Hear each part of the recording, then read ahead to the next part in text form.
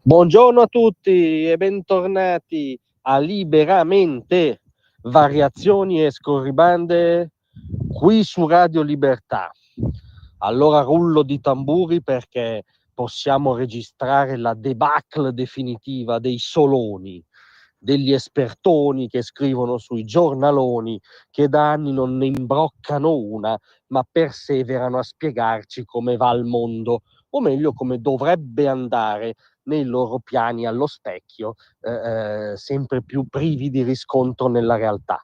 Cosa ci hanno detto infatti i soloni nell'ultimo periodo? Che i dazi sarebbero stati la pietra tombale di Donald Trump, un atto di harakiri che avrebbe colpito anzitutto l'economia americana e avviato lo sfascio della prima potenza economica e non solo mondiale. Ebbene, cosa succede alla fine di luglio?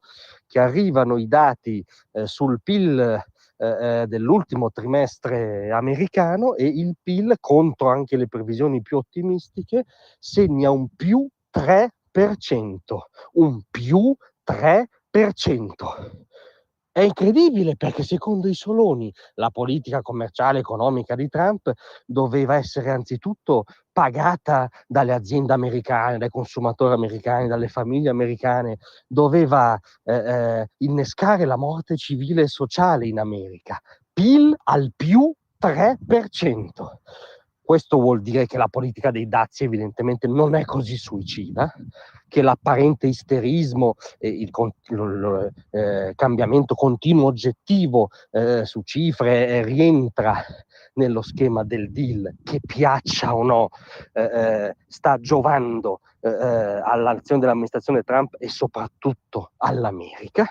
L'America sta già incassando dai dazi milioni e milioni di dollari, non solo, ma evidentemente l'operazione del più grande abbattimento di tasse dai tempi di Reagan sta giovando all'economia americana, la più grande sburocratizzazione e deregolamentazione dai tempi di Reagan sta giovando all'economia americana, e quindi le previsioni dei soloni di cui sopra possono essere appallottolate e destinate all'unico luogo degno di ospitarle ormai da anni, cioè il cestino.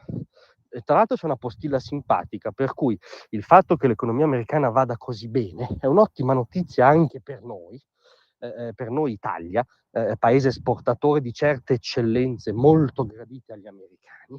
Gli Stati Uniti sono il secondo mercato di riferimento per le nostre esportazioni dopo l'Unione Europea, quindi è più importante che vada così bene l'economia americana rispetto a quel 15% di dazi che peraltro tendenzialmente il segmento americano che gradisce i prodotti italiani non accusa così tanto nel portafoglio, ma questi sono dettagli.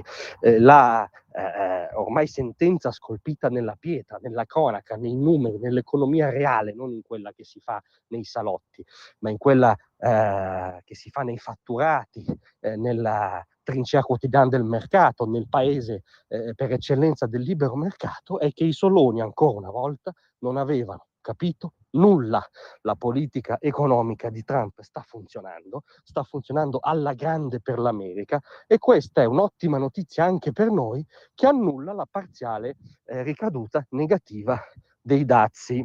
Quindi rivolgiamo un salutone ai soloni che crediamo ovviamente che non la smetteranno qui con le loro previsioni sballate, ma ci fa piacere perché se collocati nel loro ambito ormai, cioè nell'ambito della commedia, ci strappano sempre più di un sorriso. Grazie a tutti, a domani.